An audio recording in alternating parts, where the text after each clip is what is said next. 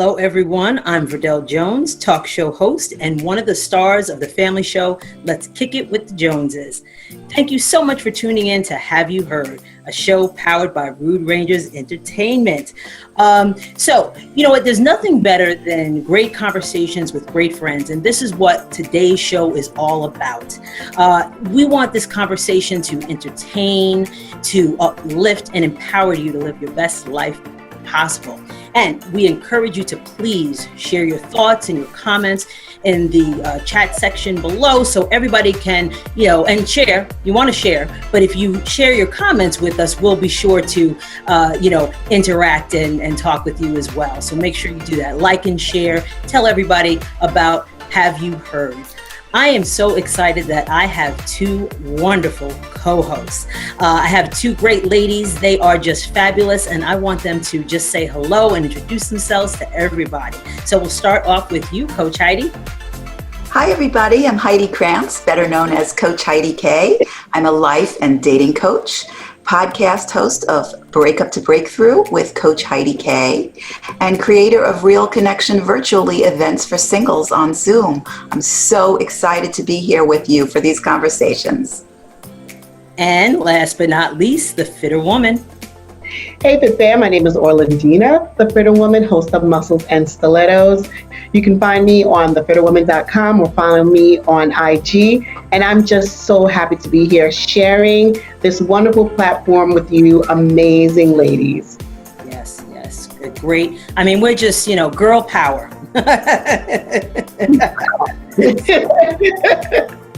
I don't know if you know this, but have you heard that emojis, you know how the emojis you use when you text and do all that, they have certain meanings. Like you might be texting someone and using the emojis and not even know really what you're saying.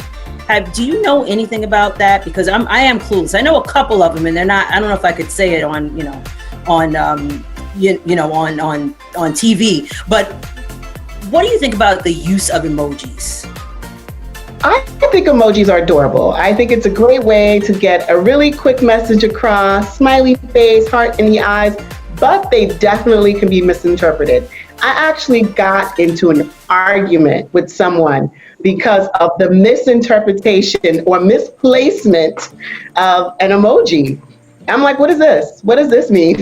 They're like, it's just this. It's just heart eyes. I'm like, well, heart eyes means you're in love. So are we in love? Like, what's going on? So I'm like, you didn't tell me. They're like, no, that's not what it means. But you got to be careful because sometimes there could be a misinterpretation. Other things, some are subtle, not so subtle. Right. Some are not. Right. So I think emojis can really enhance the conversation, but they shouldn't replace the words. The problem is when they're almost replacing words and there's a whole conversation going on that's like hieroglyphics. Like, what are you trying to say to me exactly? It looks like you're happy, but there's a rainbow, there's a sunshine, there's everything. There's a building, there's a fire. So right, what do they all mean? I don't know how many emojis there are, but I would gather to say there's probably hundreds of emojis that you can use, and some of them have hidden meanings. So I would like people to chat and to let us know what some of those hidden meanings are for some of those emojis, because like I said, I know a few, but not. I would need an education on that for sure, because I have a hard enough time finding them and pushing the right one. Sometimes you might push the wrong one. That's well, I mean, that has happened to me. That has happened to me, and I'm like, oops, I didn't mean heart. I meant question mark. I think it's a matter of that generational gap. Yeah. So, the younger generations, they use the emojis completely differently. They don't see as much of a significance in it. So, but, there's certain emojis, you're like, the little eggplant means a whole lot of things. Exactly. That's what I'm talking about. The eggplant. I don't know if we could say that on the air. I would think somebody was telling me what they're cooking for dinner. I don't know. Exactly. Innocently enough, right? You girls better help me out here. Let's put it this way. If you put an eggplant, you're going to be getting phone calls. So don't. Don't do it, Heidi. Don't do Your it. husband won't be happy. The lettuce, I don't know. You know, the peach means the booty, you know, that, and but the eggplant has other significance. We'll tell you off air, off camera. Okay, at the break. Right, exactly. Yeah, that kind of brings me to like social media, right? We're going to be talking about social media a little later on, but I was watching on Netflix a show called The Social Dilemma. And it is a fascinating, it's like a documentary drama kind of thing, because there's some scripted stuff in there, but it's really a documentary. And it talks about social media and how social media kind of just controls everything and how much we utilize social media. And one of the sections within it, they were talking about the rate of depression in our young people, the increased suicides in our young people as well. And they're tying it to activity on social media. So, it's really something that has taken over, and more in depth with that particular documentary. It talks about how it controls our buying habits, and there's algorithms, and it was a fascinating documentary, The Social Dilemma. What are some of your thoughts in reference to social media and the depression that we see from people taking that in? Well, I know that I was actually at a meeting over the weekend, and we were talking about how social media portrays a life that may not be so. So for example, somebody's like, yeah, I'm living my best life, and they're driving a really, really fancy car, and they have an amazing house. And then meanwhile, they could have rented the house, they could have rented the car, and they could be in debt. Somebody's watching this and saying, man, what am I doing wrong? People will be on social media, and I've seen this, I'm in love, and they're always in love. And then next thing you know, 2 weeks later, they've broken up with someone.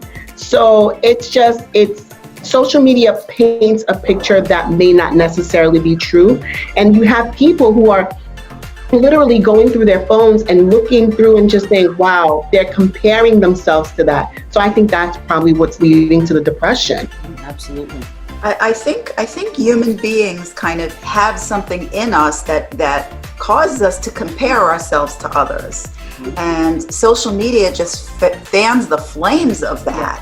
And everybody is, really posting the highlights of their life. So you're really not comparing apples to apples. You're comparing your real life with all the ups and downs and challenges and highs and lows to everybody else's high points. Right. And so it's really like you're set up to feel badly when you're looking at it, unless you really stay very conscious of what's going on and kind of use some success strategies to not get pulled into it.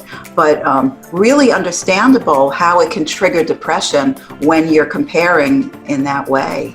Right. And even in adults, so you would think that adults can kind of decipher I'm not going to say the phonies or the just all the good on social media, but even as adults, I think we're still challenged with that. You see a lot in kids, the Gen Zs that were in 1996, they were the first to actually have social media accounts in middle school. So we know, and Orlandina, I know you work in. That's right. Yeah, they were the first. Right. What that causes within even in a school environment, and then it's carried on outside of school. And that's what's caused. This is why they've had to tell the students to leave their cell phones in their lockers, don't have them on in the classroom, because these children now have so much access.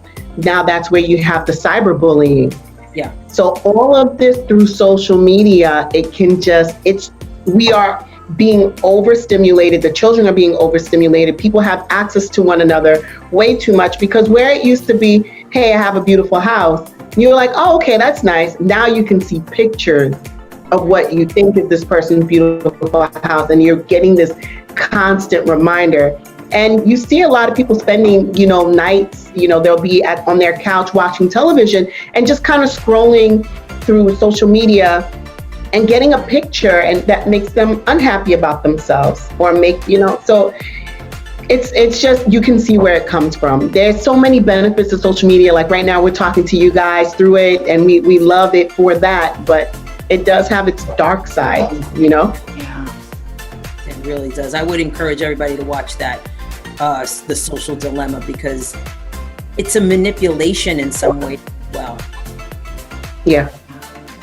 Fake news, all of that. They got into all of that. And I think, it's hard for people not to take that in and not feel badly about themselves because they need even our own president has used social media for his own purposes. So, it can be, without getting into politics, but they're using it to talk about voting. If you go into your Instagram, there's this permanent message about voting. So there are positives to it, but it's just in terms of just people comparing. I've seen people like, yeah, you can have this figure just by eating a bunch of donuts. I remember I was so upset with her. Exactly. I was so upset with her because she's a competitor. She was a competitor and she puts up a picture of one of her competition photos. Now, if anybody understands competitors, you have to get super lean. It's not a realistic physique. I tell people when I get into competition mode and they're like, oh my God, I want your body. I'm like, this is not real life. I said, this is me for 1 month. And I don't look like that all year round.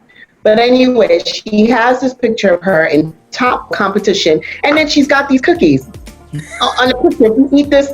I said, do you know what message you're sending? You're telling people that if they eat this type of cookie, they can have that physique. But I'm not saying that. I said, you don't have to say anything, but you have your picture, a competition photo next to these, even though you use alternate sweeteners or whatever it is. I said, you're painting a really bad picture. You're telling people, if you eat this, you're going to look like that. I said, you didn't even eat like that to look like that. Right. I said, if I remember, you were eating asparagus, fish like me. So I don't know where you got this cookie from. That cookie you didn't see for 3 months. So don't tell people that. Well, you know what? We're going to take a quick break and we're going to be back right after these messages. And you are watching Have You Heard, a show powered by Rude Rangers Entertainment. We'll see you in a bit.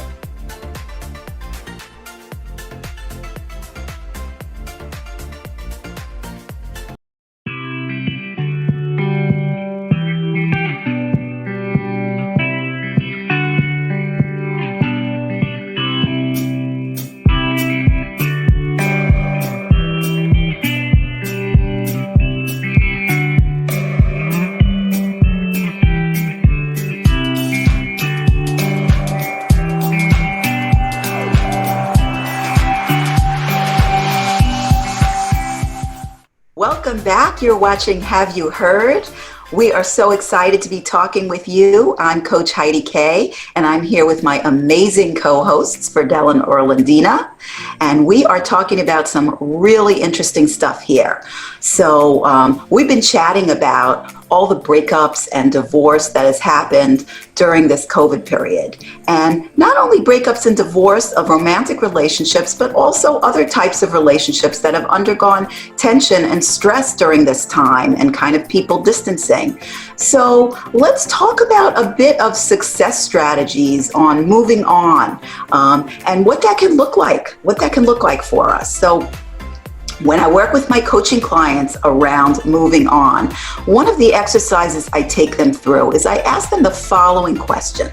What is one thing that you can do now that you felt held back from in your previous relationship? And you notice I phrase it that way, you felt held back from. So rather than placing blame, even if there's plenty of blame to go around, it's great to take the responsibility so that you can have the power to transform, okay? So what is it that you felt held back from in your previous relationship that you can now do? Name one thing. So what do you ladies think about that strategy for successful moving on? I thought that I think that's a great strategy just because I like the way it allows you to take ownership or of your role in the breakup. Because when you take ownership, that means you recognize your hand in it, and that means you can make a change as well. When you don't take ownership, that means you don't recognize, that means you can't change and move forward and take a better you, a wiser you into a future relationship. And I think it's goes like transparency. So when you're in certain relationships, sometimes you can't be your authentic self. So I think that allows you to recognize that there's value in who you are, and you can be your authentic self, and that's okay. Yeah. So we want to take responsibility if we were not our authentic selves, unless we're talking about extreme situations. In typical situations, sometimes we pick up another person's energy of judgment. Maybe they make a face, or they roll their eyes, or we can sense disapproval, and that makes us feel held back. But we don't need to be held back even when someone disapproves. So now when we're moving on from the relationship, what can we do differently, whether it's big or small? So, clients come up with all kinds of answers. Maybe they felt held back from losing weight. Now they can do it. They felt held back from going back to school for a new profession. Now they can do it. They can parent differently. They can relate to their friends differently. They can socialize differently. So many opportunities arise within that painful challenge of a relationship transforming. Absolutely. So it can be really empowering. Mm-hmm. Yeah.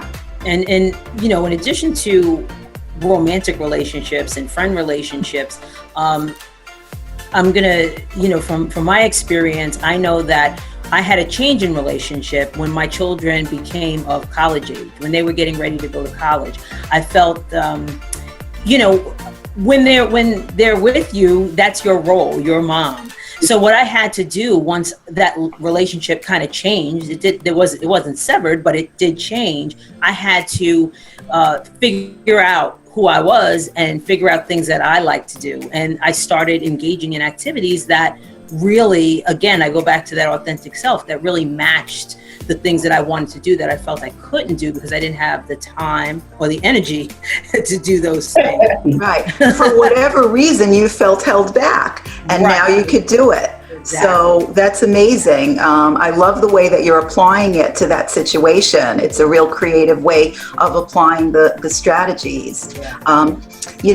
Another great strategy is really looking at our confidence has taken lumps and bumps. Our self-esteem has dropped sometimes when we're going through a transition of a relationship, a breakup, a divorce, or many other situations where we've taken a little bit of lumps and bumps.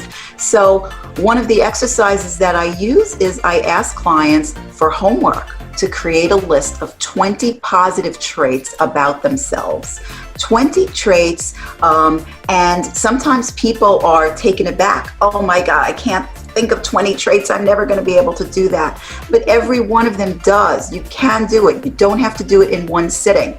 You can, come back to it day after day. Ask people who hold you in high regard what they would put on there. And if it resonates with you, put it on there. We don't often do this. We don't often celebrate what's positive about ourselves. We surely zero in on what's negative, but we don't celebrate the positive. So important to do that when we're looking to move on after a relationship. What do you girls think about that? Yeah, I was thinking, I'm like, this is a great way for you to kind of reassess to see what your strengths are. Because like you said, your confidence is taking bumps along the way. If you ended a romantic relationship, you may not feel worthy. You may not feel beautiful. You might feel like, oh my God, who else is going to want me? So it's great for you to see what you have. Like, you know what? I bring a lot to the table. And I think that it's so difficult for us to actually find positive things. We're so quick to point out all the negatives that right there is a show in itself. Why is it so difficult for us to find those positives in ourselves? So I think it's a great way to try to assess who we are, what we bring to the table, so that we know, okay, these are the areas I need to work on. But man, I've got all these amazing qualities that I can bring into the next relationship. Yeah, let's do a show on it. Write it down. Yeah. Why is it so hard for me to find something good about myself? There you go. If you're in that state, how do you even begin the process of writing 20 things that you feel good about yourself? Yeah. Because, breakups they're hard. They can be devastating.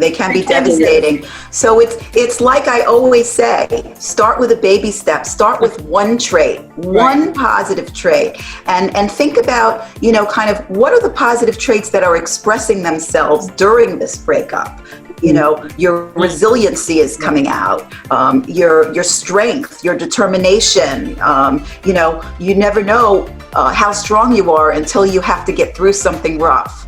So sometimes those are the first traits that people come out with, and then we can take it from there. Sometimes I help them along a little bit. Even if I've only been talking with somebody for 10 minutes of a session, I can already pick up positive qualities. And so that can be helpful to them.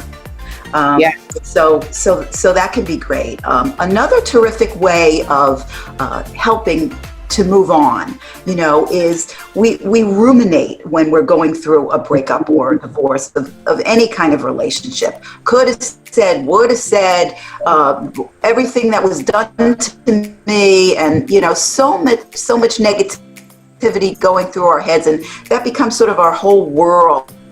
And so we want to look for opportunities to go outside of ourselves, look for ways to change the world in some small way to add purpose and meaning. So whether it's helping somebody who doesn't feel well, a friend who's not well, or volunteering, or doing something charitable, or getting involved in a political movement, whatever it's going to be that gets you out of that very inward pull. Yeah. What do you think about that? Mm-hmm. Yeah, I think that's a great pull, because one of the things is when, like you said, when you are in that space, you're in that circle. Shoulda, woulda, coulda, but didn't. Should I have done this? Should I have said this? Should I have taken this step? Should I have not? So now when you're coming out of that space and you're able to think of others, and think of other situations beyond yourself, first of all, it takes you out of that circle. And you probably are finding your sense of purpose, because I feel like when you come out of a relationship, you're kind of lost. Right? You didn't, what happened, you kind of are shell-shocked. As Verdell said, it's a very painful place to be. And so it's kind of like, where am I? What happened? And so when you're thinking of others, I think you start to think of things to be grateful for. It puts you in a more positive mindset. So I think just by doing activities like that, it helps a lot. And you can help other people with your story. Absolutely. Yeah. Absolutely. They say a test is part of your testimony. I like that. Share with others what you've gone through, because some people really, they don't see any light at the end of the tunnel. And if you have a little bit of that light, you've gone through that tunnel just a little bit, you're able to really help someone else. Yeah, so it's the best medicine. I know when I'm feeling really stressed or down about something, and I'm working with a client, I can put all of that aside, and it's just the best medicine for me. So I know it works for a lot of people. The other thing is really identifying people to support you, so you don't just turn inward. So I often ask clients to identify 3 people that they can turn to for support, instead of just putting the covers over their head and ruminating. Who can you turn to? Give people an opportunity to be there for you, to support you. So important. Well, how does that show up for you? You have your sister squad. I have my sister squad. So I have my actual biological sisters. I have friends. And then when you have these positive people, your tribe around you, they really do support you through the hard times. They get you out of that space. Come on, let's go out. Come on, I want you to get out of this. So having those types of positive people around you, they don't allow you to kind of stay ruminating in there. So it's good to have like a sister squad. You don't need them. And you're driving out, you're living your life like it's golden music, and it's a great place to be. But yeah, you definitely need your tribe. Yeah, for sure. And I think it's recognizing that you need the help too. because some people, it's hard for us to ask for help. So I think you really need to focus on asking for help when you need it and recognizing that. And sometimes I think that's a challenge for people. Absolutely. Well, I could talk with you girls about this all day, but we are going to have to go for a break. You are watching Have You Heard on Rude Rangers Entertainment. We are having the greatest time with you. We need you to share and comment, ask your questions, give us your thoughts. We want to know everything you're thinking about what we are sharing here.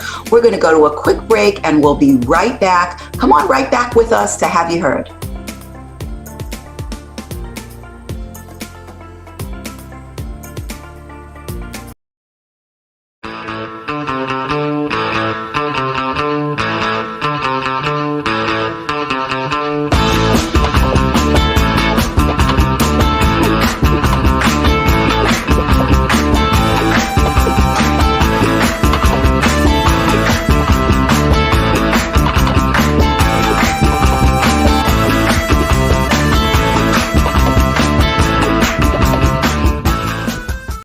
Dropping gems from Keisha Christian.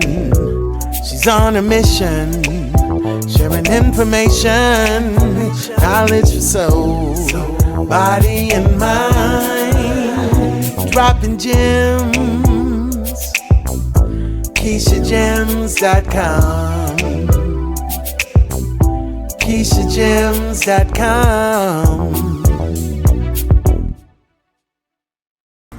Welcome back to Have You Heard, a show powered by Rude Rangers Entertainment. I am joined by my two lovely co-hosts, Coach Heidi and the fitter woman, Orlandina. So welcome back. Social media, we were talking about social media earlier. And one of the things about social media that I find so interesting is that people are very, very comfortable with putting their business on Front Street. And I don't get it. Seriously, like, I don't need to know all of your business. And it's just it's just so interesting that people feel that level of comfort to just do and say and show and put their whole life on social media. Heidi, I know you work with a lot of clients. Is this something that you kind of coach them on, or do you talk about it with them? Yeah, great question. One of the instances where it's really important for us to talk about it is sometimes somebody is going through a divorce process and they're out there dating and they're putting their business out there on social media, and it's not a great idea for their whole divorce process. That's more of something that their attorney has to advise them of, but you don't have to be a rocket scientist to let them know, hey, that's not a great idea. Keep it a little quiet, keep it a little quiet till your kids get used to it, till the world gets used to it, until you've got your settlement. Thank you. I say, you turn into that money, honey. Keep it under wraps, because it's like, some people don't understand that you're not divorced yet. Mm-hmm. And anything that you put on social media can be seen by anyone. Right. So if you're with your girlfriend, not your wife, but your girlfriend, that could be a problem. And the thing come back to bite you. That's right. Social media, you're not in a bubble. Your children are going to find out, because you know how it connects you to people that you know. Yeah. So then their friends find out, then their friends' friends find out, and then now it's all over the school. It's not even about you anymore. You're over here living your best life, and then other people are being affected by it. Absolutely. So, yeah, you can't. Such a big impact with that. And one of the things that also is very interesting, you're talking about people putting all their business out there.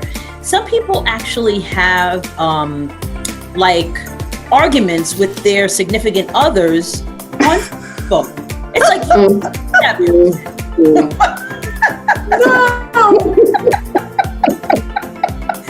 all the this kind of thing. This emoji. Right. Yeah. Seriously, Heidi, what are these people doing? What are they doing? They want everybody to be the judge and the jury. They want everybody to be the judge and the jury and weigh in. I don't know. Maybe that's, it's kind of an attention getting thing. For me, sometimes when I go on vacation, I take a vacation from social media and I don't post anything while I'm away because I don't want to be enjoying things for the sake of the picture, for the sake of sharing. Maybe when I come back, I'm going to share something about my trip, but while I'm in the experience, I want to be in the experience. And if you get carried away with the social media, now every experience is everybody's business, whether it's your argument or your intimacy with each other, or I don't know, get a room. I've seen some stuff on social media and all I can do is like shaking my head, like really? They put everything out there. I remember someone, they were having an argument with their spouse. They were going through a divorce and they just went in on social media and it made it awkward because now you're going into your workspace and now people hear about your business and they're looking at you. I felt so bad for the person because now when they went to work, people heard about it. Right. And they were asking them questions about something that was so personal and so private. And Heidi, I agree with you. I do not post pictures while I'm on vacation. Number one, I don't want anybody knowing that I'm away on vacation. Right. Looking into my home. That's just, I don't know, just thinking about those things. Yeah. That's number one, safety. But the other reason is just that I want to be in the experience. I want to enjoy it. I don't want to be looking at the experience through my camera and being so focused on posting it on social media right away. But I think it is attention-seeking behavior because now you're looking. Now they're constantly looking back. How many likes did I get? How many likes did I get? Because now it's validating their experience or their, I don't know, validating something. It can pull you in because those likes are very reinforcing. So it pulls in, I think, the best of us, but it can be really addictive. And I love the fact that you do it, the more you want to do it. That you say in the moment. So, you go to a concert, like you go to a concert and you see people taping the concert on their phone. They're not even looking at they're not really looking and absorbing the experience and getting that. They're more concerned about making sure they get it on tape so they can post it to social media. So it's like living, you have to, I love that. You have to live in the moment with your vacation. Live in the moment. Don't worry about posting stuff until maybe, like you said, when you get back. Yeah. Maybe. Exactly. Like the last concert, I remember just seeing Dionne Warwick. And they were all at the NCTV Theater. Dionne Warwick, Chaka Khan, Michael McDonald, and I mean the Isley Brothers. I mean, just being in those concerts and just being in that space, I can go back and say, "Ooh, the Isley Brothers." Babyface. You can enjoy it for what it is. Exactly. I will admit though, back when Facebook first started, being popular and a lot of people were getting on it and.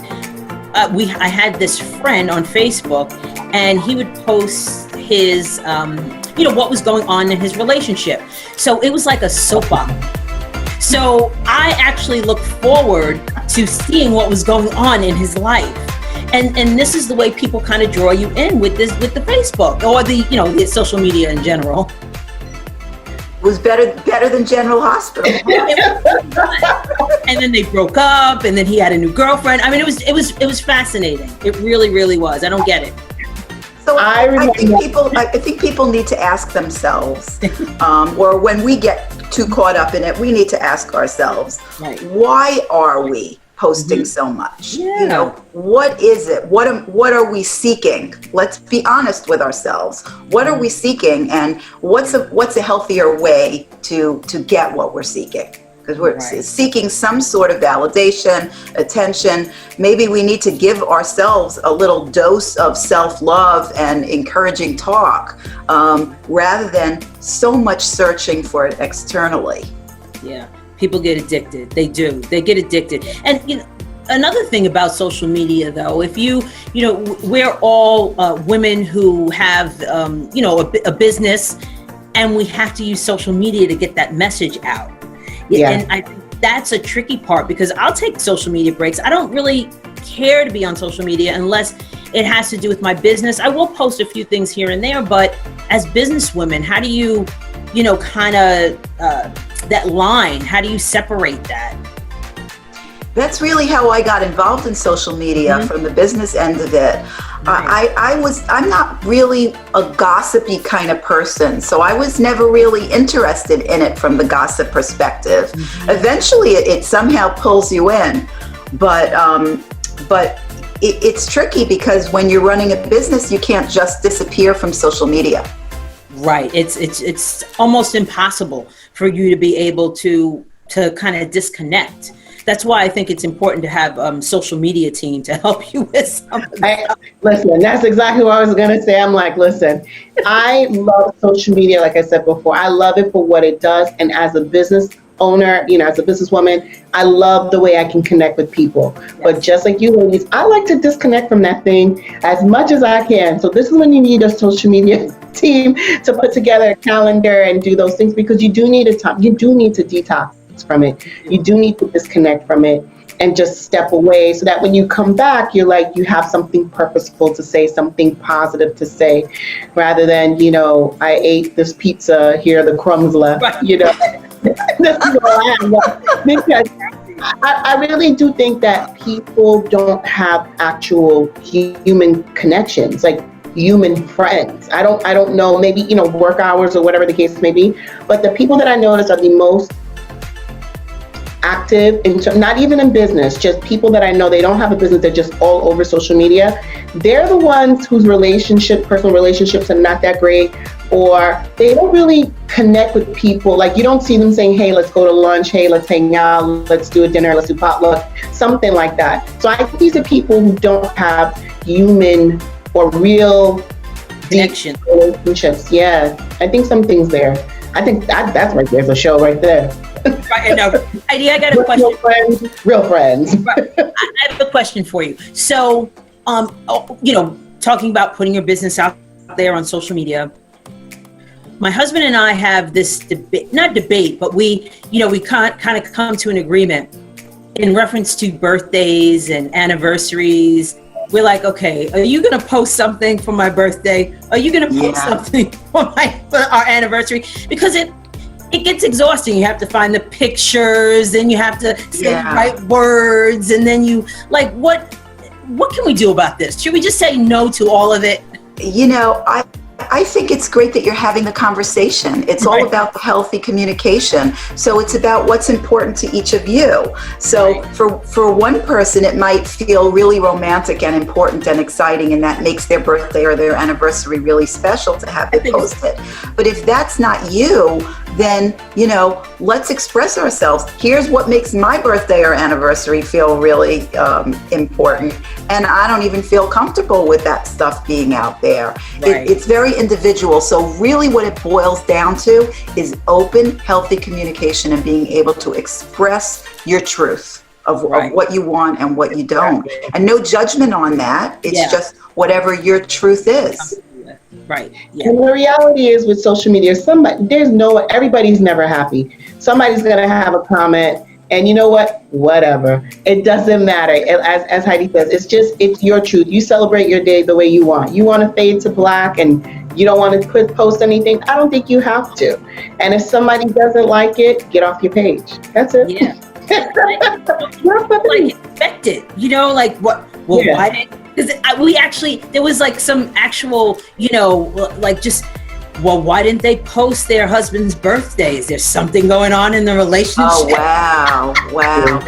That right there. Wow. See, I don't post my birthday because I feel like it feels to me like some kind of popularity contest, and I don't think I'm going to win.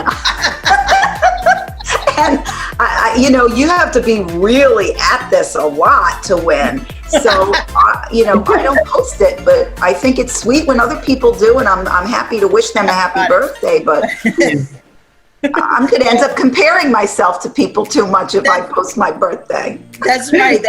Social media thing. So, what? We're going to take a quick break. You're watching Have You Heard, a show powered by Rude Rages Entertainment. Make sure you like and share on all your social medias, and we'll be back in a minute.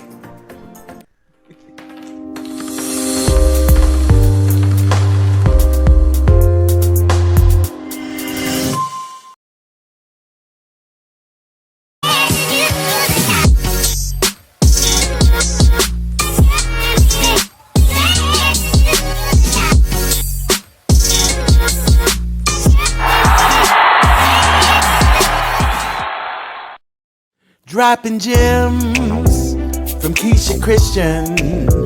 She's on a mission, sharing information, knowledge for soul, body and mind. Dropping gems, KeishaGems.com,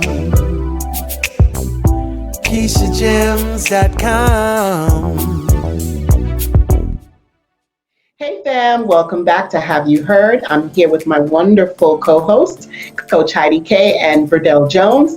And today we're just talking about how the seasons are changing, how our lives are changing, and what we can do to accommodate those changes. So right now we're stepping into a time of change, and in change comes time for introspection and reflection, and to kind of look at our lives to see what's working, what's not, right? What's growing, what's not. And these are the things that allow us to grow. And sometimes it's not fun work to do when you're looking at your lifestyle, you're looking at the people in your lives, and you're like, I think I'm gonna have to, let go of this, because right now you or this situation is dragging me down. So Verdell, there was a quote that you sent me the other day, and it was like, let go or be dragged. And I was like, whoa, that is just so deep. It says it all, let go or be dragged. It's so true. Somebody actually gave me that magnet, and I have it at my job. I have it, posted, and it really resonated with me at that season. The season I was in when that person gave it to me, it really did resonate with me, because there's opportunities or there's times in your life when the weight of whatever it is that you're dealing with, you just have to let it go to actually flourish, to become that butterfly, so to speak, Yeah. It's true, because a lot of times when, someone told me once, you gotta empty your hands so that you've gotta empty your hands of the things that you have, so that your hands will be open and ready to receive. So you cannot catch new blessings if your hands are still full of old things. So there is a time to let go and release, because if not, you can't manifest anything. Yeah. So, hi, Coach Heidi, what do you see, like when you have relationships or your clients are coming to you and they just don't want to let go, and you're like, let it go. But they don't want to let go. How do you show them how to let go? Yeah, so that's a great question. A lot of times what we talk about is kind of, in summary, what would you do if you weren't afraid? Because sometimes we're holding on so tight because we're afraid. So I really coach clients to make a decision and make choices, not based on fear, but based on wisdom and intuition, and coming from a more powerful place, and really get them to drill down and think about, are you making this decision based on fear or based on wisdom and intuition? And when you start basing it on wisdom and intuition, you can start opening up those hands. Like, that's such a great analogy. I love that, what you brought across there. Right, it really is. Yeah. Wow. I love what you said about the fear. Like, a lot of times we're afraid to let go because we are so afraid of the unknown, right? We're afraid of what's going to happen, because this person or this situation was an anchor. It may not have been a good anchor. The anchor would have been rotted and rusted, but it was an anchor nonetheless, because it was something familiar.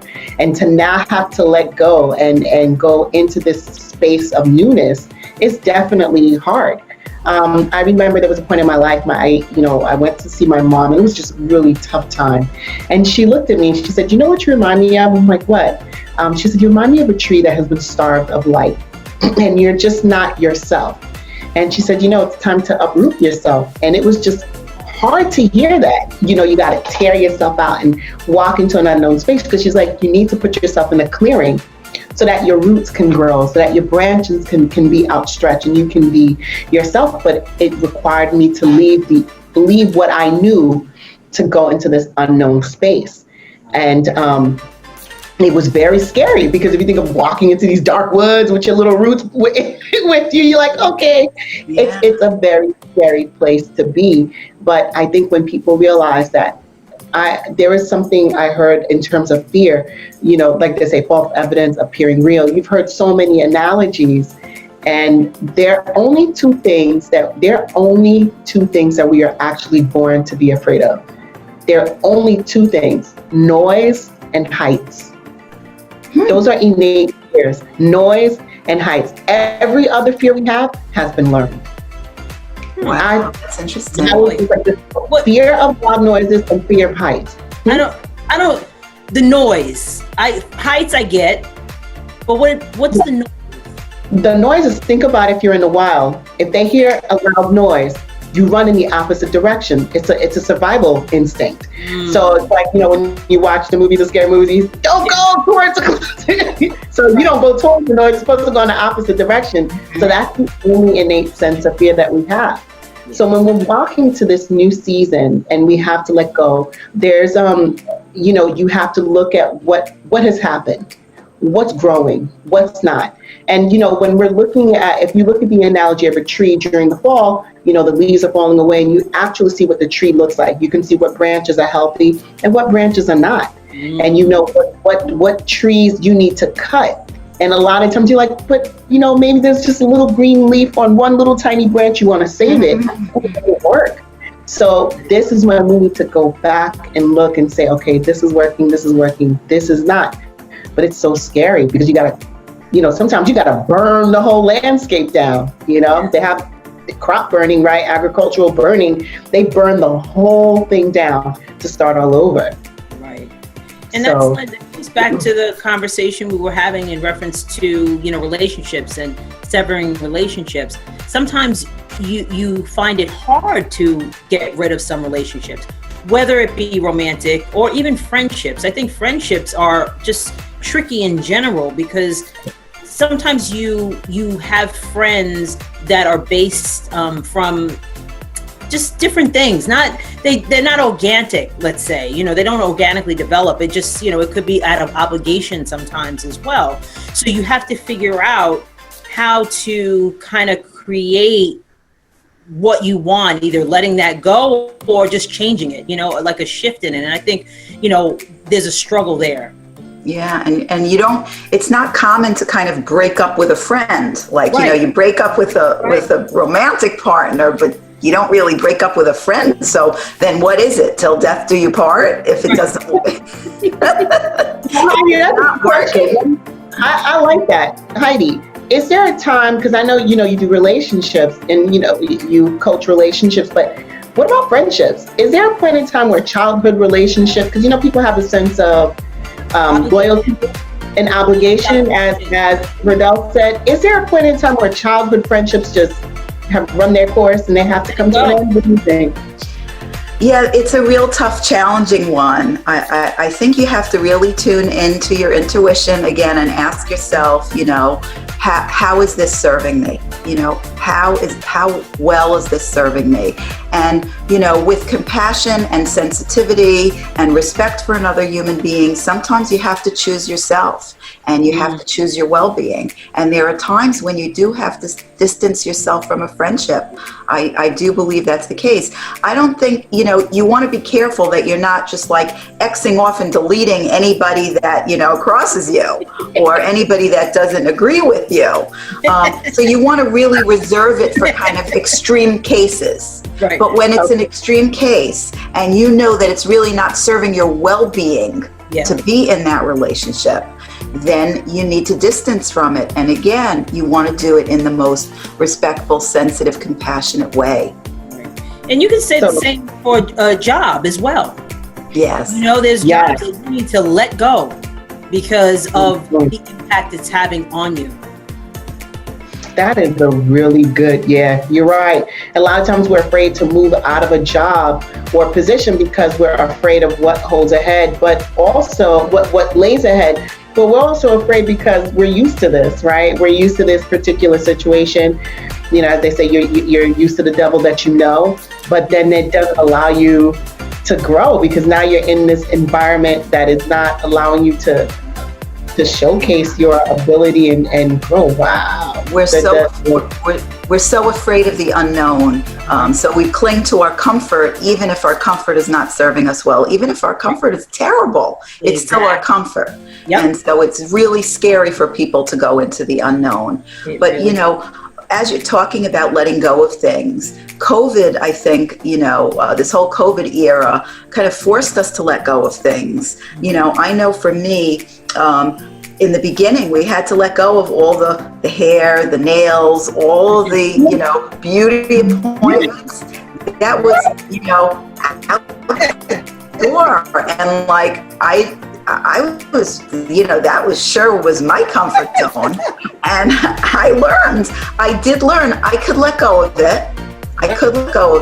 I survived. I was still hiding. Okay. And yes, I was happy to go back to it, but it was sort of empowering to know that I was fine without it. So I think the whole COVID era taught us to sort of be able to you let go are so of right. things. Because man, my thing is my hair and my nails. I didn't even go back to doing my nails. I went back to my pedicures because I'm like, that's my must. I went back to the hair, but I was like, I'm okay. But you're right, because at first you're so used to certain things and being so well groomed and on a regular basis, you're like, oh my God, what am I going to look like? What am I going to be, and how am I going to feel without this my ritual? And so it's interesting that you brought that up. I was like, ooh, I didn't even think about that releasing that particular habit. Exactly. But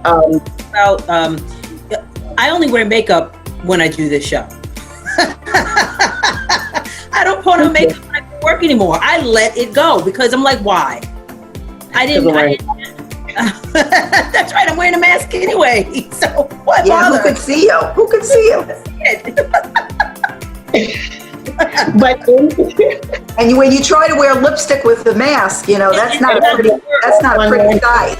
It's not gonna work. It's not gonna work. No. But again, it goes back to this concept of release and going back into this coming back to the season, because as you go through that season of release, you realize this doesn't matter as much as I thought it did. This is more important. So yes, I love to be groomed, that's my thing, but certain parts are not as necessary. So you also find out, what, this relationship I thought was really, really important, and it was important at a time. I respect it, I embrace it, I loved how it served and serviced me, but it no longer allows me to grow. And to be okay with that. This job, I loved it, it got me this far, but I want to go further. So this concept of this growth and release and letting our hands, and the thing also what I see is when we let go, like you truly let go in one area, you begin to let go in other areas. Have you noticed that? That's a great point. Like when you start releasing, you're like, oh, I can do this here. Oh, let me do this here. So you start releasing everywhere. Absolutely. They say when you start cleaning things out of your house, you start cleaning closets and stuff and getting rid of a lot of junk. That's like a form of releasing. You start releasing things emotionally too, because it snowballs on each other, exactly as you're saying, Orlandina. Wow. So I hope that everyone at home is listening to this, because we are all entering that season of cleaning house, as Heidi said. I love that, cleaning shop. So you might be looking at and listening to this, and if it's striking true to you, this is the time that you're in. So fam, we're gonna go to our commercial break and come back. Join us here and click and share, click and share, click and share. I'm sure somebody else wants to hear these messages, so click and share.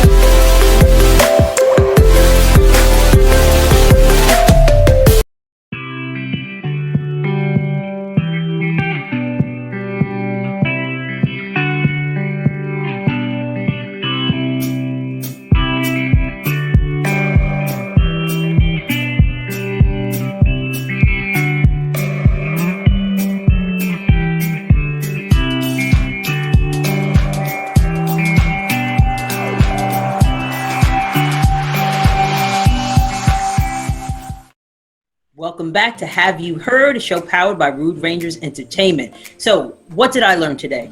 I learned the importance of letting go. You know, it's difficult to let go, but you need to do it. Heidi mentioned spring cleaning.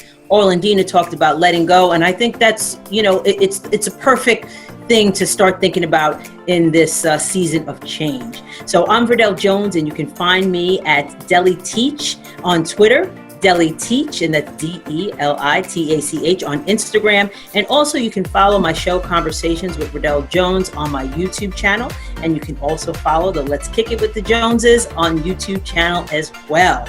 Kick it over to Orlandina. Hey there, my name is Orlandina, aka The Fritter Woman. I'm the host of Muscles and Stilettos, and today I learned that sometimes fear is what holds us back, but that fear is also going to spring us forward after we've done our fall cleaning. So I'm going to go ahead and kick it over to Coach Heidi K. I learned that we need to break out of our comfort zone, as challenging as that feels. Outside of our comfort zone, that is where the magic happens. So I'm Coach Heidi K. You can find me on Facebook and Instagram. Come on over and listen to my podcast, Break Up to Breakthrough with Coach Heidi K, and my Facebook group with the same name, Break Up to Breakthrough with Coach Heidi K. It's been so great talking with you.